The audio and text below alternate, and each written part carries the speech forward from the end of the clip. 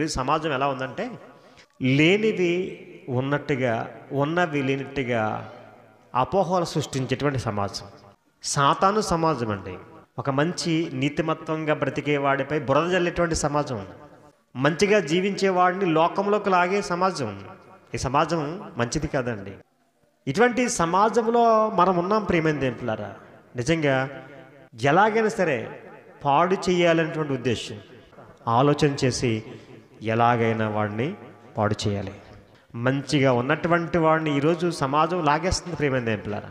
మంచి ప్రవర్తన కలిగినటువంటి వాడిని సహితం చెడ్డ ప్రవర్తనలోకి నడిపించేస్తుంది ఈజీ.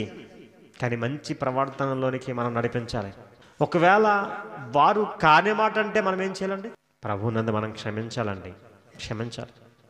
క్షమ అనేది ఏం చేస్తుందంటే మరొకరి మనకి దగ్గరికి చేస్తుందండి.